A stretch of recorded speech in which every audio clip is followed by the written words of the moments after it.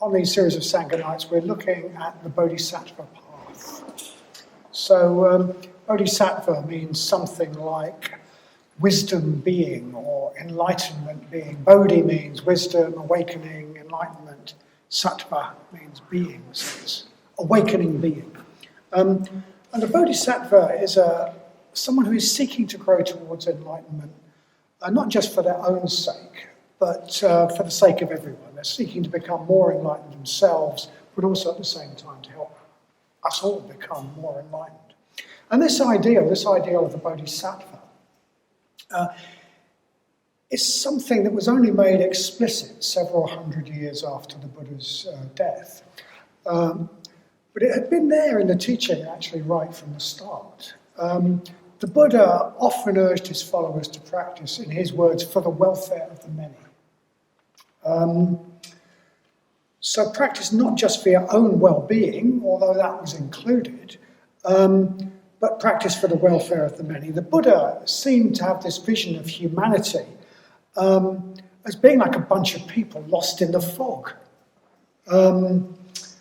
not seeing things clearly, not knowing which way to go, feeling it, falling into all sorts of holes and ditches and pits and traps, wandering about aimlessly.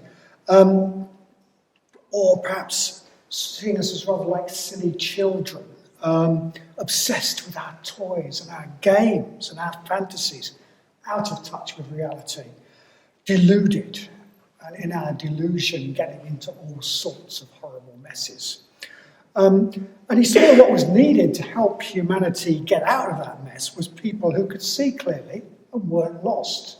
See people who had grown up and were mature, grown up people who had stopped being part of the problem and could be part of the solution. So he urged his followers to practice, to grow into mature, clear-sighted people, not just for themselves, but for the welfare of the many. And of course, that's the only effective way to practice. That's the only effective way to practice, because to grow spiritually, we have to grow beyond our identification, our obsession with our own small self, and become more and more connected to other beings, more and more connected to the world around us. So we can't do it. For me, there's something very contradictory about seeking to become less trapped in the self by focusing just on the self. We have to focus on something beyond us. So we could say that the Bodhisattva ideal had been there in Buddhism right from the start. But 500 or so years after the Buddha's death, many of his followers felt the need to re-emphasize that aspect of practice, to give it a name and bring it to the fore. So we get this idea of the Bodhisattva path, which is really just a re-expression of the path taught by the Buddha. And the Bodhisattva path is most often set out in terms of what are called the 6 or the 10 paramitas. So paramitar, I don't know if you can see this. I didn't write it, so it's nothing to do with it. Paramitar is often translated as perfection, but actually that doesn't really get it, actually. One of the most influential translators of a lot of Buddhist texts from the Sanskrit translates paramitar as way to the other shore, or way beyond. So the paramitas, the 10 paramitas and the 6 paramitas, are 6 or 10 ways, practices that help us to go beyond being the limited person that we are at the moment, to help us go beyond, to transcend ourselves, like as we are right now, small, limited people that we think we are. The 10 practices that help us to go beyond ourselves and become something more free, more universal. So for several weeks, we've looked at the first of the 10 paramitas, generosity in English, dana in Sanskrit. We've seen that we saw that was completely fundamental to the whole path. Cultivating a more generous attitude, an attitude in which we see our life as much more about what we can contribute than what we can grab for ourselves. That's fundamental. It's the basis, in a way, for all the other practices. It frees us from that tight, cramped focus on ourselves and expands our perspectives to include others and the world. And it's often said that without some element of that, without some element of generosity in our life, in our practice, we're not on path. We're not on the path at all. So we've been using a really famous text, traditional Buddhist text, to sort of guide us through this Bodhisattva path, and that is the Bodhicharya Avatara, written by Shantideva, who lived in was active, I think flourished is the term, who flourished in the 8th century.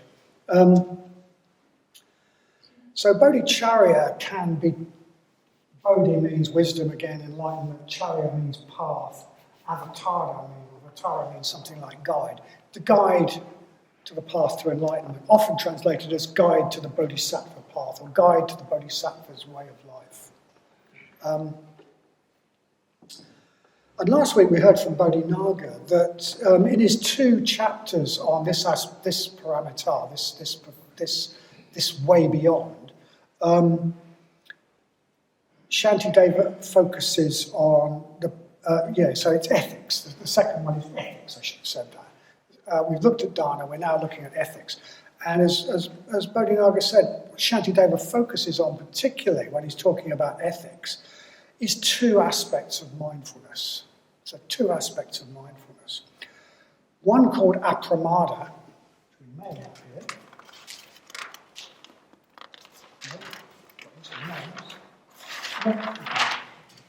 Might be here somewhere.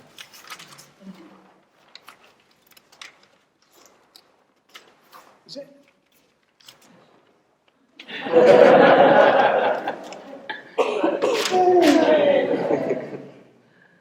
One called apramada. So there are 3 words that are used for mean mindfulness in Buddhism. And what Shantideva is talking about in his 2 chapters on ethics, the second of the paramitas, is apramada, which is can be translated as ethical vigilance. Ethical vigilance. It means watching our thoughts and our speech and our action, being aware of our speech, of our feelings, our thoughts, our speech, our action, and constantly choosing to put our energy behind what is skillful, and constantly choosing to withdraw our energy from what is unskillful. So it involves being really aware of what's going on in ourselves and choosing the skillful over the unskillful. Ethical vigilance. So that's the one aspect that Shantideva focuses on. And the other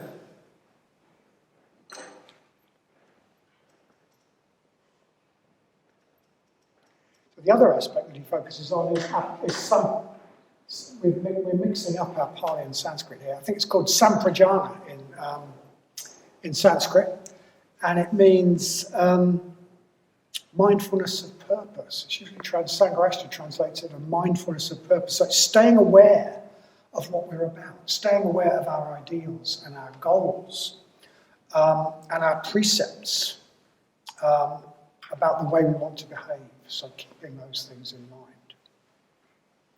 So, and Bodhinaga said that, Shantideva singles out those aspects of mindfulness because the other aspects of ethics, the other aspects of Shila, the second paramita, are included in the other paramitas, like generosity. But he also said, well, secondly, this sort of mindfulness is essential if we want to practice any other precept.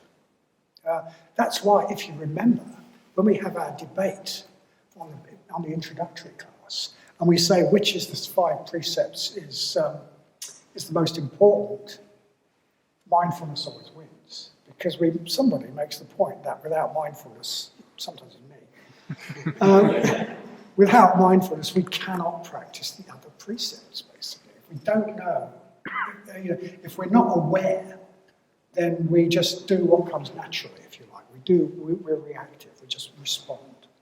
So without that sort of mindfulness, we can't be ethical. We simply cannot be ethical. We need to be aware of what we're thinking and feeling and what we want to say and do, what's about to come out of our mouth. We need to be aware of that in order to have any choice about it, to be able to choose the skillful. And tonight I'd like to look at an aspect of ethics that's closely related to that sort of mindfulness, and that's honesty, openness, straightforwardness. I haven't done an introductory class for a while, but as I said, mindfulness always used to win of the 5 precepts. It always used to get voted as the most important precept because it underlies all the others, except once, I believe, when Satyajoti said, no, it's honesty. It's honesty, because unless we're honest about ourselves, unless we actually will own up to what's motivating us and what we're feeling, then we still have no choice, because we're actually living a lie. We're actually thinking, I'm a really nice person, while being critical, self-righteous, competitive, etc. Oh, no, not me. And if we think that that is not true, well, I think we might be deluding ourselves. The author Joseph Conrad said, human beings have an infinite capacity for self-delusion. So we've got a whole world, a whole planet of people who think they're really nice people, doing the right thing. And we've got wars and famines and environmental destruction. Doesn't quite stack up, actually. Lots and lots of motivations are going unrecognized. There's lots and lots of human behaviour that people are saying, I'm a really nice guy or a really nice woman, while actually behaving from quite low and destructive motivations. And I think this aspect of honesty, respect for the truth, respect for reality is particularly important in the world we live in today, because we live in a world of spin. We live in a world where spin and dishonesty is almost taken for granted. We live in a world where image and perception is seen as more important than underlying reality, than the reality behind it. We even live in a world where there are people who, in all seriousness, tell us there is no underlying reality, that reality is just the stories we tell, and that the reality is different for different people. But unfortunately, there is an underlying reality, and if we don't recognise it, eventually we're going to collide with it.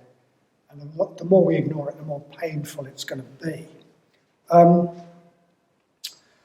So yes, as I said, very few of us see ourselves as we are. Human capacity for self-delusion is really quite remarkable, because we all have an image of what we would like to be.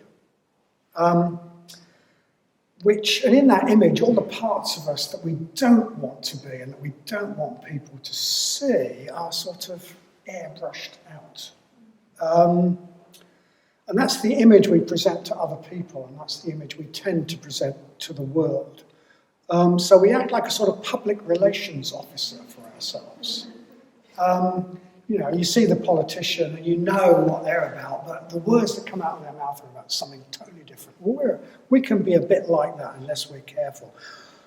Acting as our own PR agent, always spinning the truth to make ourselves look better than we are, or to make us look more in the right than we are, or to make us look especially intelligent, or especially righteous, or a person with all the right views, all the right special views, especially psychologically complex, especially victimized, or just plain special. So we present this unreal image, this PR to the world. And this tendency to present an unreal image to the world, I think, runs very deep, and it's got some really, really serious consequences. For one thing, it cuts us off from real communication with others. You can't communicate with somebody who's a mask, who's not being themselves. We have to be real to be available for communication. For another thing, it causes us a lot of anxiety and social tension, maybe quite subliminal, but it's there. Because somewhere deep down, we fear being seen by other people, because we fear that they may see us as we are. So it takes a lot of energy. And for a third thing, we tend to believe our own spin. We tend to believe our own image. And as long as we hold this unreal image, we can't really practice the Dharma effectively.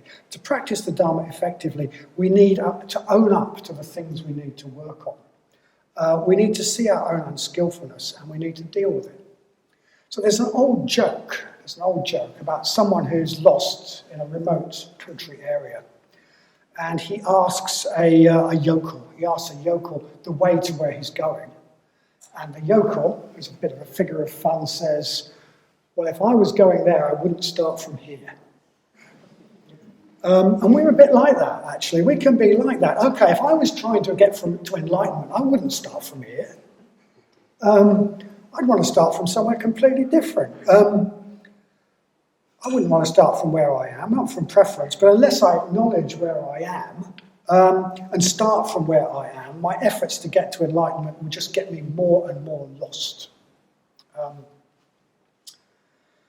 So, yeah, I mean, Shantideva is quite interesting about this, because Shantideva is quite brutally honest about how, I suppose, what should we say, how the normal mind is, how the normal mind of humanity is. He says the reactive mind is greedy for possessions, respect, fame, and status, or just wants the attention of an audience. It longs to hold forth. It cares nothing for the good of others. It is always seeking its own advantage and longing for an opportunity to preach its opinions. It is intolerant, idle, cowardly, disrespectful, and biased in its own favour. He does sometimes talk for effect, Shantideva, but, you know, he's getting at something there.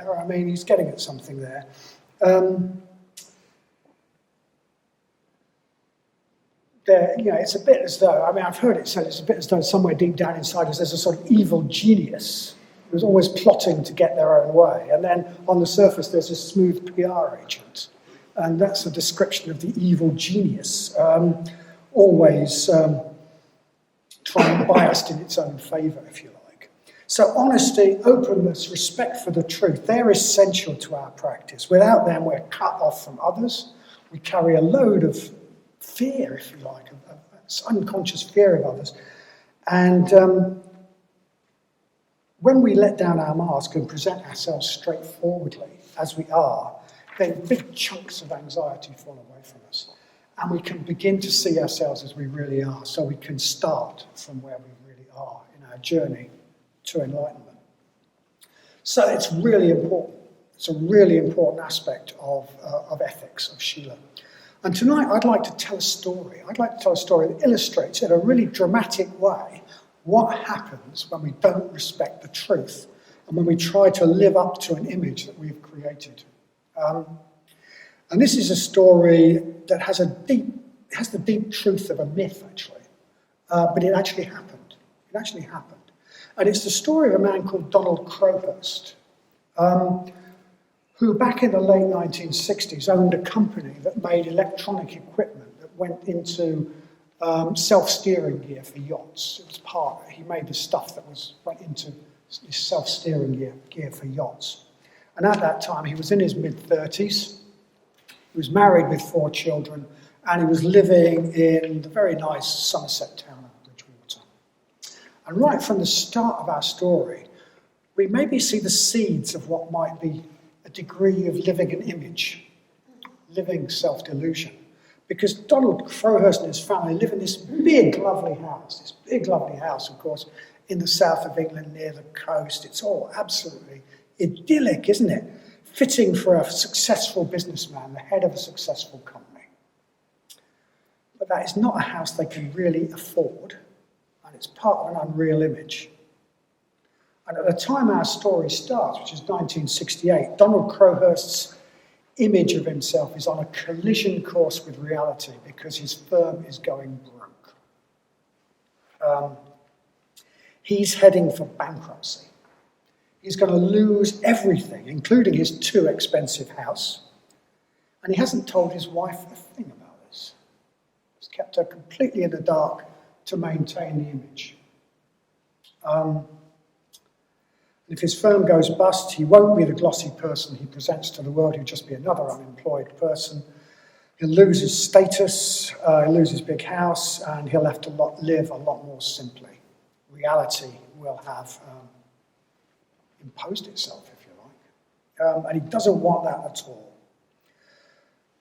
And at the time, 1968, when Donald Crowhurst was in this situation, the Sunday Times was sponsoring a round-the-world yacht race called the Golden Globe Race. And Donald Crowhurst decided that if he did reasonably well in this race,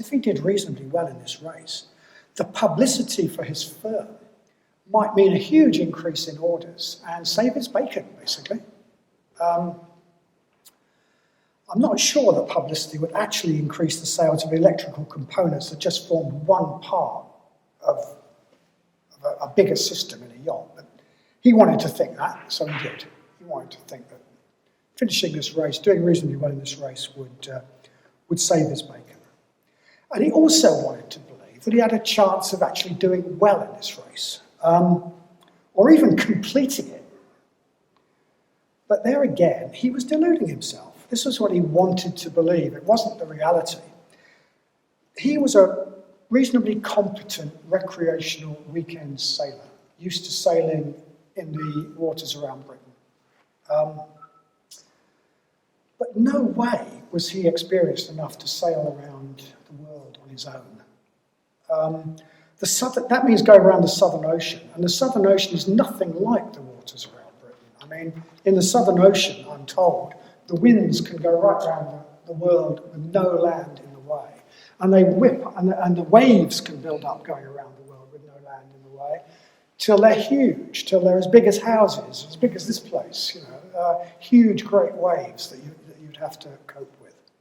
And the people who enter round-the-world single-handed yacht races are not recreational weekend sailors. They are experts. Many of them will be professional sailors. Many of them will have big corporate sponsorship that have loads of backup, loads of support, all the best tackle. No way did Donald Crowhurst have the sort of experience or the sort of backing needed to do this. But he decided to enter the Golden Globe race, spending money he didn't have, taking months away from his firm that was going bust, in the hope that this would solve all his problems. So he bought what he thought was a suitable boat, and he called it the Teignmouth Electron, which was pointing to his firm. He even persuaded a couple of people to sponsor him, poor people, so he didn't have to raise all the money himself. And he hired a press officer, he hired a PR agent to handle the publicity he thought he would generate. And this PR agent, of course, is quite a significant character, because, as I've said, we all have our own PR agent, we all have our own press officer, who wants to tell the world how wonderful we are and how wonderfully we're getting on, and gets us into a lot of trouble if we're not careful. So, but the reality was very, very different from what the press officer was saying. The fact was that Donald Crowhurst was not experienced at this. I mean, this became obvious from the start, okay, because he was late getting the boat equipped. He was late getting the boat equipped and getting it sorted out. And right up to the last minute, he was still trying to install equipment and stuff things in this boat. So that when he set off, his cabin was still littered with tins of food and bits of equipment that he hadn't installed and couldn't find a place for. Including bits of electronic gear that he had made, his firm made, that he hadn't managed to install. But he set off anyway. He set off anyway on the 31st of October, sailing south. And as he sails south, he's still trying to get his boat organised. He's still assembling his equipment. But this is all being done too late. It's all being done under the wrong conditions, and it's all being done in too much of a hurry. He can't get some of the equipment to work. Ironically, the self-steering equipment that he makes part of doesn't work properly. He can't get that to work. And even basic things aren't as they should be. For example, some of the hatches leak when waves wash over the boat. From the beginning, it's really obvious that there is no way that this boat, with this relatively experienced sailor at the helm, is going to make it around the world. It's not going to happen. But, okay, he makes it as far as Africa. Well, that's pretty good going. He makes it as far as, over the equator, and he's off the coast of Africa. It's pretty good for a weekend sailor, actually. But while he's sailing south down the coast of Africa, he hits his very first storm. Not much compared to what he could expect in the Southern Ocean, but still too much for him and his boat. So he's very scared. The demands seem to be up to the limit of his resources handling a boat on his own in a storm. And the boat doesn't stand up well. The boat is damaged. The boat takes water and it's leaking. So when the weather settles down, he gets himself out of the main shipping lanes and he starts trying to make repairs to this damaged boat.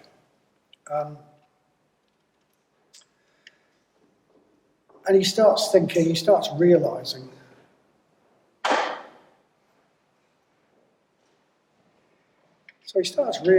that there is no way. He starts seeing the truth, actually. He starts realising that there is no way he's going to make it around the world in this boat.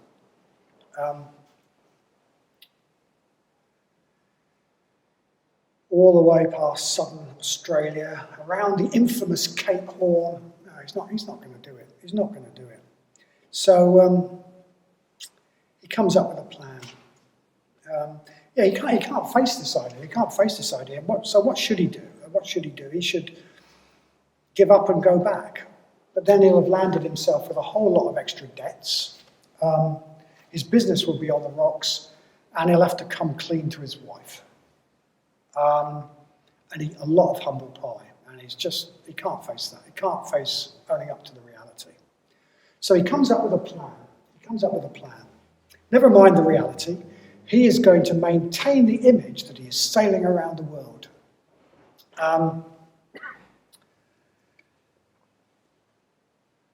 He will just pretend he sailed around the world. So instead of going around Africa and south of Australia and then round Cape Horn, he was going to mess around away from the shipping lanes in the southern Atlantic until the boats come back, and then he's going to suddenly reappear and pretend to have gone around the world. That's his plan.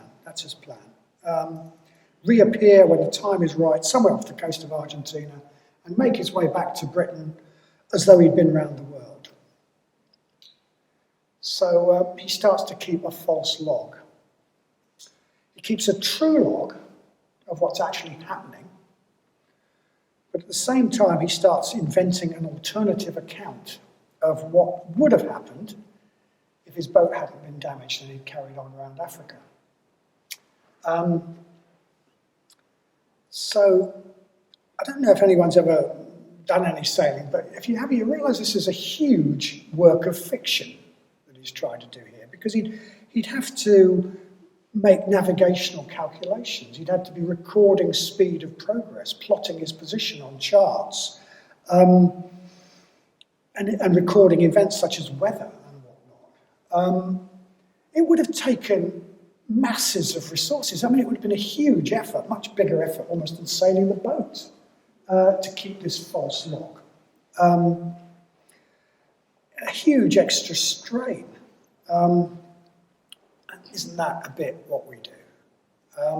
But in this log, in this false log, he is making good progress. He's rounding the Cape of Good Hope and setting off across the Southern Ocean towards Australia. While in his real log, he's aimlessly doing figures of 8 in the South Atlantic. So there is a real mythic quality to this. because that is what we all do when we try to keep up an image of ourselves. We all make up a false log. We make up a false log to show to other people in the world, and it takes a lot of effort. It takes a lot of effort. And there's another really mythic element to this story as well, which concerns his radio, because one problem with his scheme is that if he stays in radio contact with the world, everybody's going to know where he is. It's going to be obvious. So he has to cut off communication with the outside world to maintain his lie, to maintain his image. So he sends off a radio message saying he's having problems with his generator. He needs to dismantle his generator. He doesn't know how long that's going to take, so that means he'll be out of radio contact for the foreseeable future. To maintain his lie, he is now completely isolated. He's now totally cut off from other human beings, completely isolated in himself. As I said, you couldn't have written a better story about the effects of trying to live an untruth if you'd tried. There's something deeply significant, almost mythic about this. His lie has completely cut him off from others. In his case, quite literally, but in a way that's symbolic of what all lies do, if you like. Lies, deception, cuts us off from others. They isolate us. Genuine communication depends on telling the truth, being open, being who you are, being honest.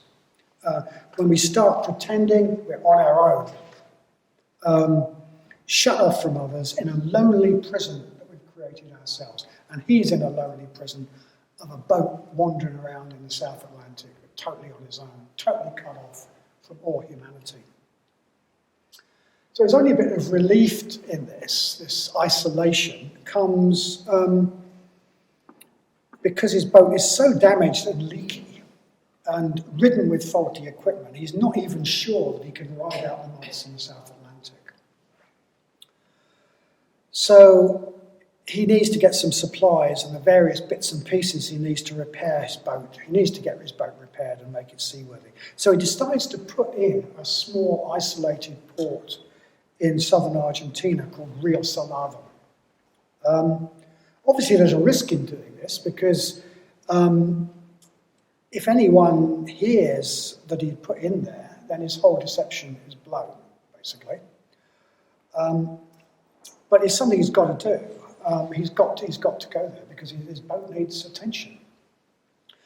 I did wonder if there's some slightly mythic element about this as well, because when we tend to live deceptions, we may have places like Rio Salado where we can be ourselves, but we desperately hope that never meets the rest of our life somehow. Anyway, I'll leave that one with you.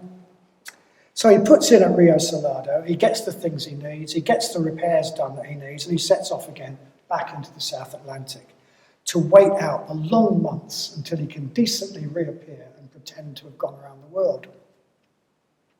And all the time he keeps a log of what he's doing. His position, his course, his speed, the weather, and so on. Just imagine how difficult that was. And all the time he also keeps a real log. And all of that time he's still out of radio contact, waiting for the time he can reappear, with absolutely no contact with the UK, with the race organisers, with the press, with his wife, with other shipping. And meanwhile he amuses himself by filming himself, talking into a camera. He's been given a camera by the BBC and he makes films of himself, talking about his heroic adventures in the South Atlantic. The storms he's weathered and the things he's seen, etc., etc. All completely made up, just more layers of a phony image. And meanwhile, the press officer has been earning his money.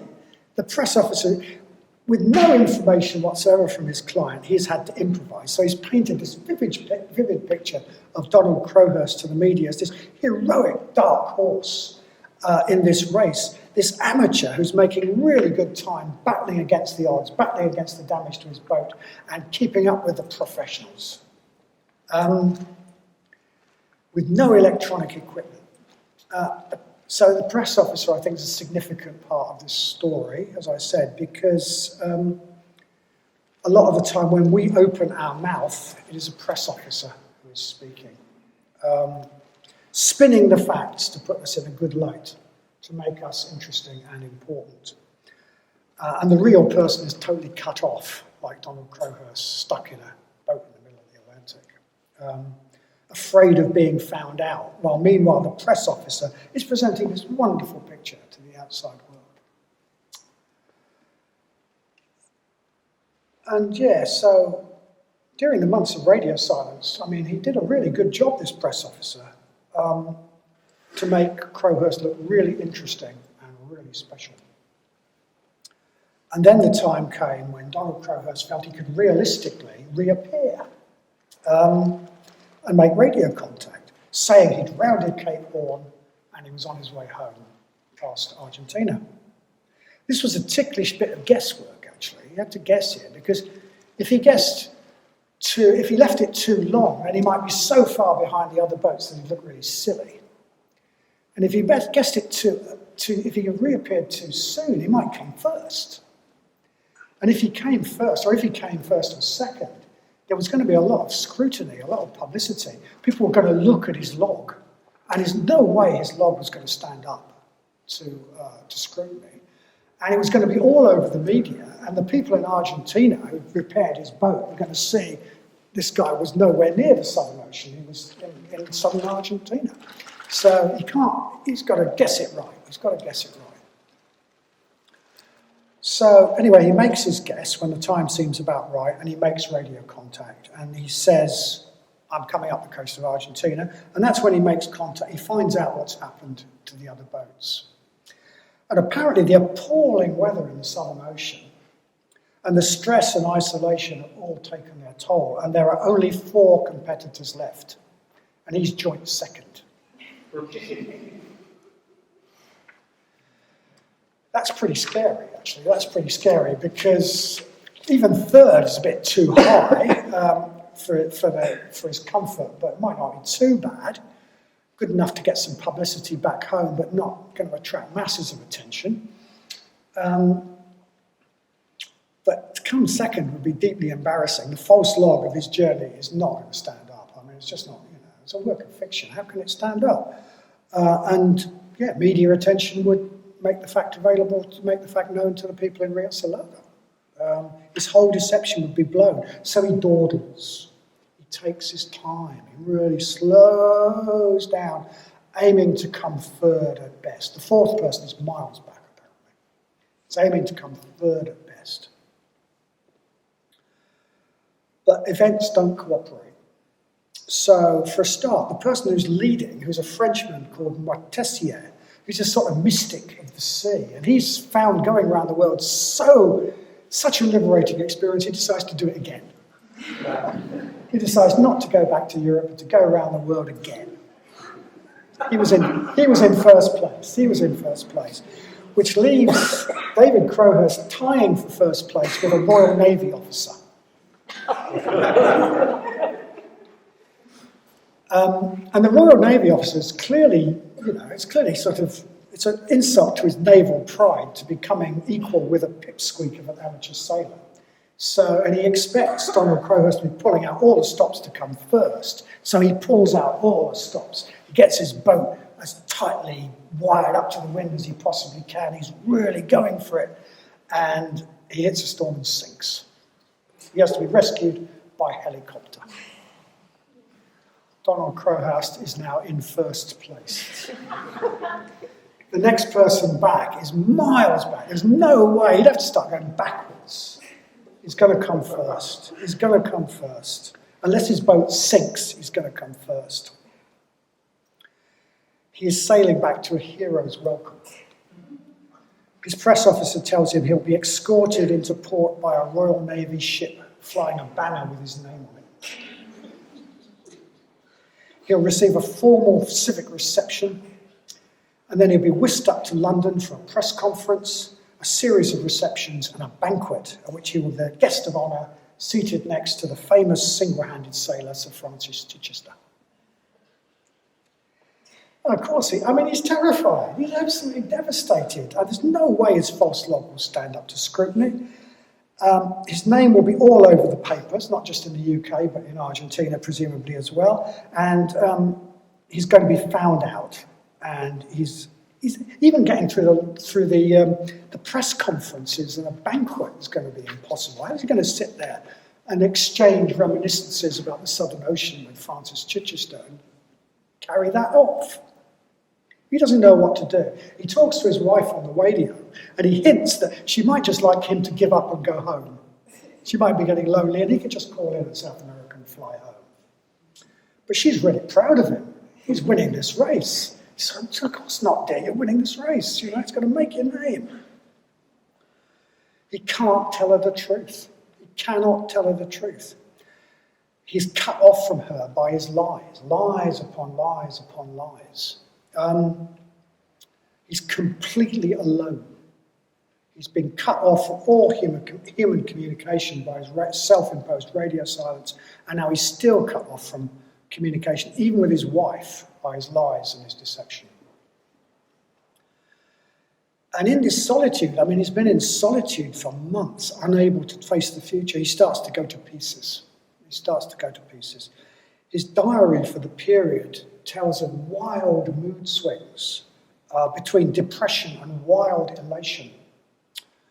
And he writes down all sorts of so-called insights into all sorts of things. He says he has insights into Einstein's theory of relativity.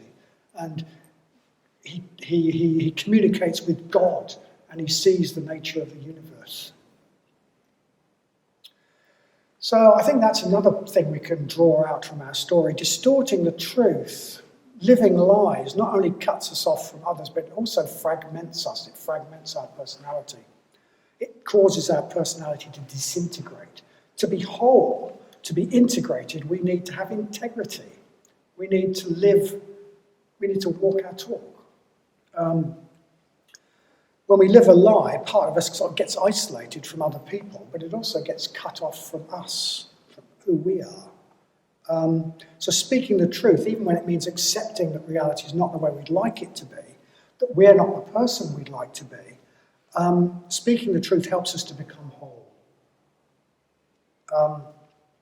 And the opposite is also true, that not speaking the truth, lying, distorting, fragments us. And this happens in a big way, I'm afraid, to Donald Crowhurst. Isolation, untruth seems to split him apart into several pieces. He disintegrates, he goes to pieces, and the evidence for this is very clear in his diary, with its wild swings between one sub-personality and another. So there he is, sailing back towards England, towards the cheering crowds and the bunting and the press conferences. And he can't face it. He can't face it. So then on the 11th of July 1969, 8.5 months after he set off, his boat is found drifting by a British freighter, and Donald Crowhurst is nowhere to be found. His 2 logs are still there on the desk, the true log and the false log. The movies about his adventures in the Southern Atlantic, they're still there, but he's not. He's just gone. He's thrown himself overboard, presumably. I find that an incredibly moving story, actually. I find that an incredibly moving story because we're all a bit like that. We all have a version of the way things are that we prefer to the reality. We all have a self-image, an identity that is different from the way we really are. And to some extent, we all keep a false log for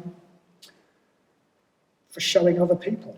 And probably we even believe that false log ourselves to a considerable extent. We have a mask we wear, an image we protect, views and opinions that we wear like badges, and that are part of our identity. And then we all have a real log that we don't want other people to see, and we don't even own up to ourselves very often. And we all have a press officer, our own mouth, that makes matters worse by spinning the undeniable facts in ways that make us look good or interesting or whatever it is we want to be. And then at some point, we all have to face the music and own up, which is what Donald Crowhurst couldn't do. And that's one of the most tragic things about the story, because it would have taken him 30 seconds to save the whole situation. Okay, If he had owned up, given up on the false log, the whole thing would have been immensely humiliating. He would have been seriously humbled, but at the same time, the whole thing would have been actually a big growth experience for him. All he had to do was say about 10 difficult words to his wife on the radio. I didn't sail around the world. My boat was in a bad way and there was no way I could make it, so I tried to pretend I had. But that was very foolish. And if he'd said that, he would have been ashamed and he would have gone bust, but he would still have been alive. And his wife would still have a husband and his children would still have a father, and their relationship would have been on a more open and truer footing. In worldly terms, he would have been poorer, with lower status, etc. But he would have probably been a better and happier person, actually, than trying to live the lie that he was living. He could have saved the situation, and we need to save, we're a bit like him, and we need to save our situation, okay? We need to save our situation. We need to share our false log. We need to share our false log, our real log, sorry. We need to share our real log, our private log, with at least a few people we can trust. And we need to throw the false log overboard. That may mean swallowing our pride, climbing down from the unreal pedestal we've put ourselves on. It might seem the most difficult thing in the world to do, but it's actually a real relief. It's a liberation. We need to share our true log, clear up the backlog of distortion, get into the habit of speaking from the true log more and more of the time. And we need a safe place to start doing that. It has to be admitted, which is one of the functions of the Sangha, actually. One of the functions of the Sangha is that this is a place we can be open and honest. And it's something I notice about people who have been around this spiritual movement a while, that people who have been around this movement a while are more open, more genuine. And this has the effect of relieving us of a great deal of anxiety. The anxiety of keeping up a mask, inventing this false log. So it also, when we're more open, it greatly improves our relationships with others because we're being real. We can break out of our isolation, break our radio silence, begin to become whole, begin to live in the world as it is, not as the world we want it to be, and begin to start from where we really are. So I think we've got into the mode of suggesting a precept for the week ahead at the end of these talks. So I'd like to suggest a precept. I'd like to suggest a precept on openness and honesty. And this precept would be to really try to speak the truth this week. Really notice the temptation to spin the facts. Okay? Really notice the temptation to spin the facts, to make ourselves more interesting or more hard done by or more in the right or whatever it is. Just notice that temptation. It takes a lot of mindfulness. It's really connected to the mindfulness that Vadanya talked about last week, because what comes out of our mouth is very often out before we're aware of it. So try to really notice that temptation, or that temptation to give an excuse. The bus was late. I don't know. It was their fault. I don't know anything about it. I mean, I'm sorry, I'm late because I didn't get up in time. Or I'm sorry, I made a real mistake about that and that made a mess of it. So try to notice just the temptation to wriggle out of blame, wriggle out of responsibility. And that's going to sound really, really scary. But I bet you if you really do it, you will find it liberating. And it probably sounds as though it will make people go off you. But I bet you, actually, it will make people like and respect you more. So give it a go.